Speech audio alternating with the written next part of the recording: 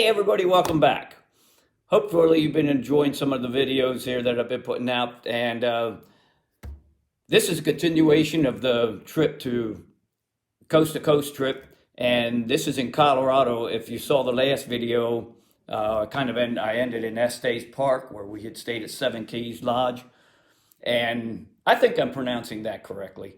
If not, go ahead and correct me in the comments if you want. But some of the towns, I don't know exactly how to say them properly. I'll do the best I can. But at any rate, we met six other guys. There was a total of 8 of us. We met 6 other guys in Colorado, and this is continuation of some of the towns that we were in and just some of the scenery that we saw. And obviously, cameras don't do it justice, but it helps. I enjoy sitting here watching them and going through the videos and stuff that I took out there, because it kind of brings back a lot of the memories. And hopefully, and this is why I do this type of stuff and why I love watching YouTube videos, because you get to see people's journeys and get to see where they're going, what they're doing, and you can get different ideas and stuff from other people, because the way I pack the bike and everything, and maybe I'll do a video getting into more details on that, but I learn from other people. That's the best way to do this. Learn from others. And so enjoy the video. We visited Rocky Mountain National Park. Excellent riding. Beautiful day that day. Sun was shining, mostly blue skies, few clouds. Snow-capped mountains. Absolutely gorgeous. We made a few stops towards the top and got some video, got some pictures. If you get the chance, this is one of those trips you want to do and one of the stops you want to make. Rocky Mountain National Park. One of the things I learned is depending on how I parked the bike, I had to be careful, because it got a little top heavy with the way I had it loaded. And with the Pan America, the kickstand, it's a topic for a different video, I guess, but it's not exactly the best design. I think that Harley could do a better job with that, but that's one of my dislikes on the bike. But I'll go over some of that stuff later when I talk more about the bike. The scenes, wow, just amazing. So we pulled over a couple of places and just stood there and took some pictures. In Silverton, Colorado, we did the Old 100 Gold Mine Tour. Wow, this was fascinating. They still have some of the old equipment, and they showed you how it worked and how they had done everything years ago. But very cool, very neat tour. Getting to and from the gold mine is all dirt roads. So you're going to be on some dirt roads. If you're on motorcycles, just understand you'll have some of that in Colorado. Not a crazy big deal. But again, riding along the stream, just absolutely gorgeous. Beautiful scenes. And we're back on the hard road. No guardrails here. And there's some pretty good drop-offs here a couple of places. But can you imagine driving an 18-wheeler on these roads? Yeah. It takes some skill for sure. But it was a lot of fun on a motorcycle. Some of these roads we could really stay in the throttle and really get on it and just stay in it. But others, we just took our time and enjoyed the beauty, scenery. Kind of relax on the bike, if you will. You just take it easy and enjoy it.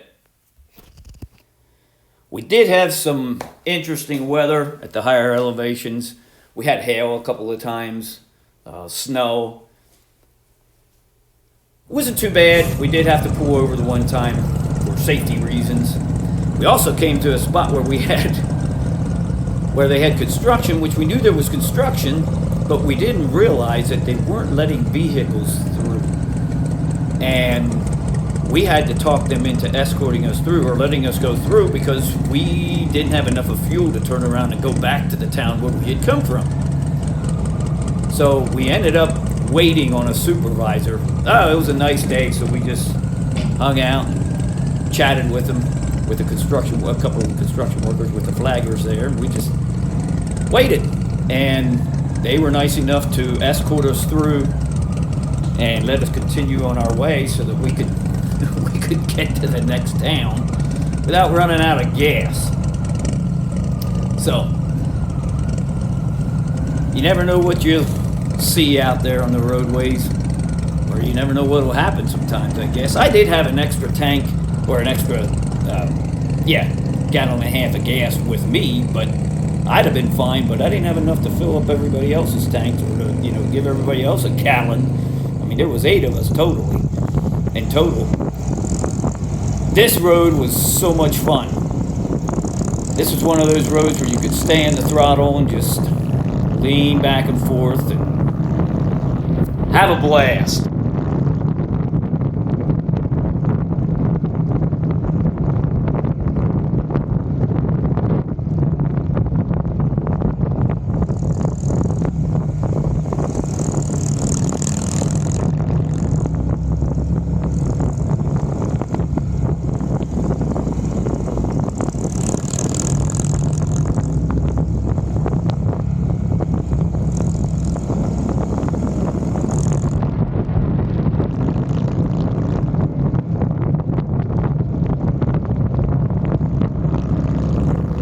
One of the stops this day was in Durango.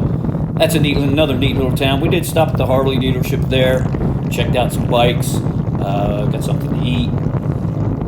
And from there, we headed towards Pagosa Springs, Elk Trace Ranch. It's a B&B that we stayed at that evening.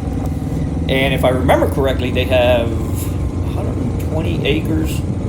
And they kept telling us, they said, watch for elk, because they had elk moving through the ranch at a fairly regular basis. But we didn't happen to see any. They had some horses, real nice horse farm. And very enjoyable evening there. The hosts were absolutely wonderful. Elk Trace Ranch, B&B, Pagosa Springs. So I highly recommend the place if you ever get a chance. Try to stay there if you can. Main lodge was very nice. Plenty of room for 8 guys. They had a couple of guest rooms in the main house, and they also had a guest house that a couple of the guys stayed in. Very nice place. Wolf Creek Pass. This is one you don't want to miss when you're in Colorado. Oh, this was fun.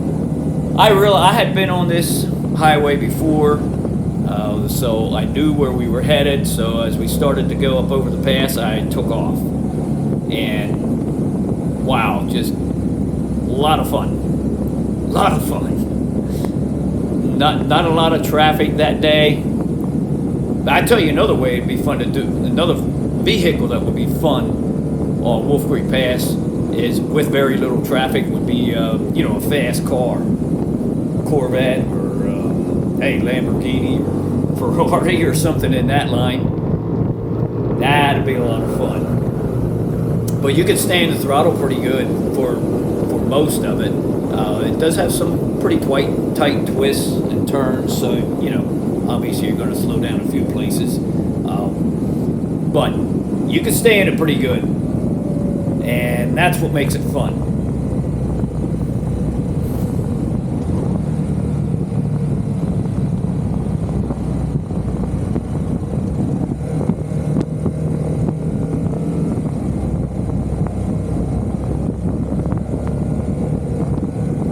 We also visited the town of Montrose, and we ate at a place called the Horsefly Brewing Company.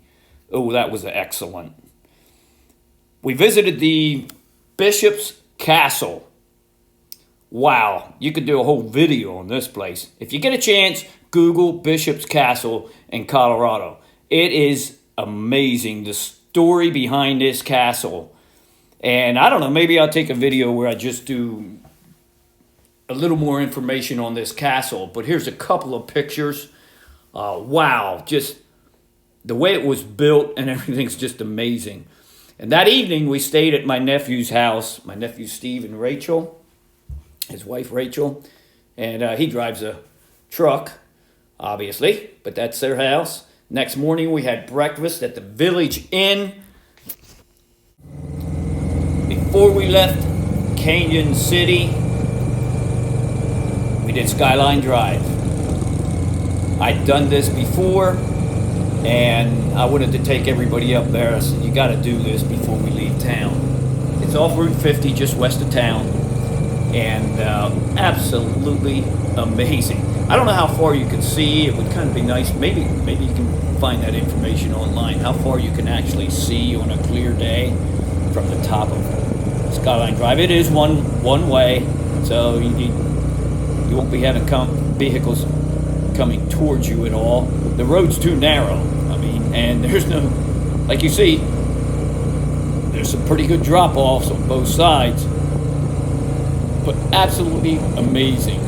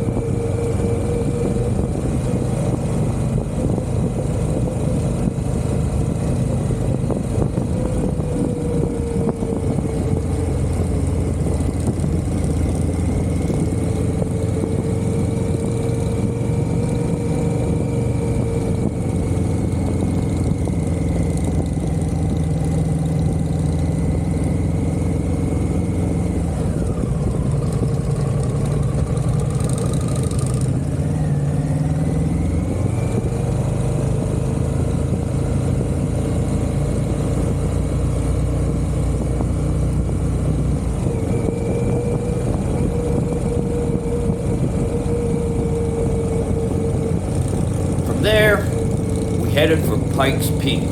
Pikes Peak Highway. Wow. It's 19 miles, and it climbs up to over 14,000 feet above sea level. And I don't know if any of you have been there, you'll understand this. I kept thinking as we would come around a turn, you look up, you think, oh, there's the top. Then you look down, because I was keeping track of the mileage, no, we're barely over halfway. I mean, it seemed to go on forever as you're climbing to the top, or riding to the top. And, you know, they have races out there. Oh, wow. That'd be amazing to see that on this road. There was a cyclist, and I think you'll see him in the video here, but yeah, that's amazing too. I mean, here he goes. Here he is, riding his bicycle up to the top. God bless you, brother. Man, I don't think I could do it.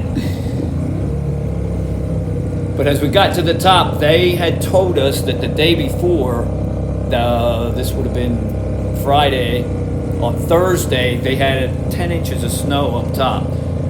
As we got towards the top, there were a couple of places where it was, you know, the snow was blowing. I think it was just blowing across the road. It might have been snowing again, I don't know, but you get to the top, Pikes Peak, and there it is, 14,115 feet.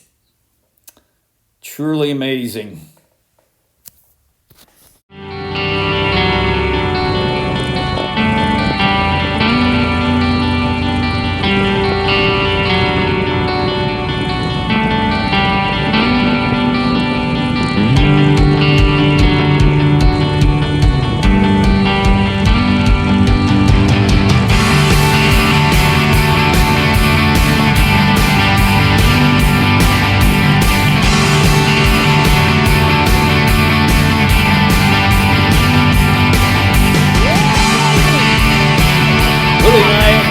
After Pikes Peak, and the rest of the guys headed back to Denver to ship their bikes home and get on a plane. And Willie and I headed east. We wanted to be in Wildwood, New Jersey to surprise our wives. We rode pretty hard on Saturday. We put on 1,100 miles, and but we made it from Pikes Peak on Friday at 1 p.m. and Sunday morning at 10:30 we had breakfast in Smyrna, Delaware, and we caught up with Adam Sandoval and the Great American Convoy, and with our wives and some of their friends that they had ridden to Wildwood with. Stayed in Wildwood for the night, and then we were back in Gap, Pennsylvania, where it all started the next morning. And a couple of pictures here, Steve and Ruthie and their family before we left their house they're in the Colorado Springs area. They left us stay there that evening, one evening. That's my niece, Ruthie, and Steve and her family. We stopped and got the bikes cleaned. Good old USA. And we'll end with my wife and I. Hey, if you like this, hit the like and subscribe button, and I'll catch up with you later.